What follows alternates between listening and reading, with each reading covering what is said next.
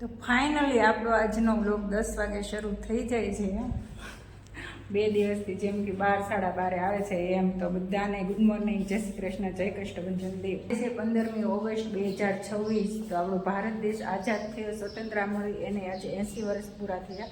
તો આજે આપણે પીએમ છે જે નરેન્દ્ર મોદી એ દિલ્હીમાં રાષ્ટ્રધ્વજ ફરકાવી અને દેશની સ્વતંત્રતાને સલામી આપશે. તો આજે બધાને હેપી ઇન્ડિપેન્ડન્સ ડે. અને માખણ બનાવવાના છીએ. તો જ્યારે હું માખણ બનાવવાની વાત કરું કે વિચારું ત્યારે મને આપણે શું કહેવાય દેશ મતલબ ગામડું બહુ યાદ આવી જાય. ગામડે અમે જ્યારે રહેતા ને ત્યારે જ્યારે પણ માખણ બનાવતા ત્યારે એની કોઈ વેલ્યુ જ નહોતી. અને મને તો માખણ એટલું ભાવે ને અત્યારે બહુ યાદ આવે. પણ જ્યારે અત્યારે હતું ને ત્યારે તો એમ થતું કે નથી ખાવું, એમ કોઈ વેલ્યુ જ નહોતી. મતલબ અત્યારે એમ થાય ગામડાનું માખણ મળી જાય, મને અહીંયાનું બહુ નથી ભાવતું. ને આજે થોડોક फाइनली बरसात ने विराम ले लिया है. वैसे ही लिया है, ऐसे आने में कोई वो नहीं है कि नहीं आएगा तो ऐसा दिखता ही है. और ये यहाँ पे हमने बोया था धनिया जो उगा नहीं है. इसके बाद हम गए थे सूरत. तो इसकी कौन संभाल ले, तो सब सूख गया. वैसे भी मिट्टी बहुत चिकनी है इसलिए नहीं उगा हुआ ऐसा लग रहा है. क्योंकि वैसे हमें थोड़ा बहुत नॉलेज है. जो कराड़ मिट्टी उसको क्या बोलते हैं, काली ब्लैक आवे ने ई माटी હોય ને તો એમાં જલ્દી ઉગી જાય. મતલબ આ માટી થોડી ચીકણી હતી એટલે મને એવું લાગે છે કે એના હિસાબે નહીં ઉગ્યા હોય. અને એમ અમે જતા રહેતા સુરત તો પાણી પણ કંઈ મળ્યું નહોતું પછી એટલે. તો ચાલો આપણે માખણ બનાવી લઈએ અને ઘરનું કામ પણ થોડુંક પતાવ્યું છે, થોડુંક પછી બાકી છે. અને हाँ, આજે हमारे महादेव जी जो है वो सुबह बहुत जल्दी चले गए हैं क्योंकि आज वहाँ उनके वहाँ फंक्शन था. अगर वो कोई क्लिप हमें भेजेंगे तो आपके साथ शेयर करेंगे.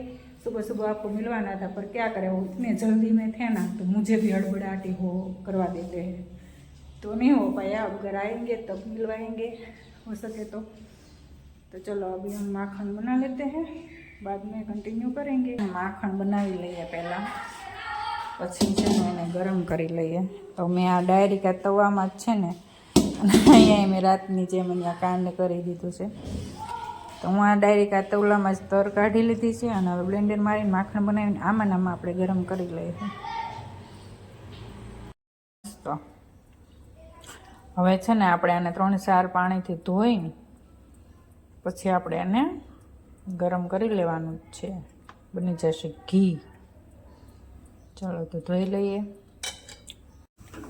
તો ધોઈને આપણે આ રીતે સાફ કરી લીધું ને હવે આપણે આને ગરમ કરી અને ઘી બનાવી લઈએ. और इसमें मैंने डाली है इलायची. इलायची डालने से क्या होता है कि हमारा जो पुराना वाला घी होता है ना उसमें थोड़ी बहुत स्मेल आने लगती है. तो उसमें हम इलायची के फोफे ही डालने हैं, पूरी इलायची नहीं डालने हैं. पोतरे जो आते हैं ना वो, तो डालने से उसमें जो स्मेल आती है ना वो स्मेल जल्द नहीं आती है और मस्त हो जाता है घी. तो ये है चूरमा के लड्डू. इसको मैंने 2-3 बार बोला ये खा जाओ तो कुछ ना कुछ खा लेते हैं, बाद में बोलते हैं मुझे नहीं खाना.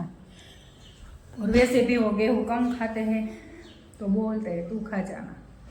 तो अभी वो लास्ट बचा था वो मैं खा जा. अभी हमारे धुरंधरों आ गए हैं झंडा लहरा के. जो हम सुबह नहीं आपको मिला पाए. केम छो? हाय. તમારું તો મોઢું બતાવવાનું નથી, ખોટું આમ કરો છો.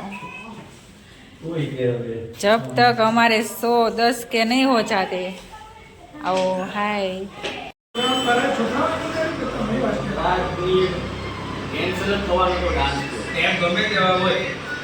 અને ચાનો યાદ આવે તો બને જ નહીં. તો અહીંયા રાખી દીધી છે ચા.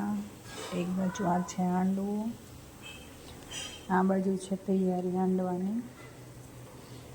જેમાં મેં બધી સબ્જી એડ કરી દીધી છે અને પછી હવે મિક્સ કરવાનું બાકી છે. एंड भी यहीं पे करते हैं. और लाइक कर दीजिए, शेयर कर दीजिए, सब्सक्राइब कर दीजिए. जल्दी जल्दी कल मिलते हैं कुछ नए कंटेंट.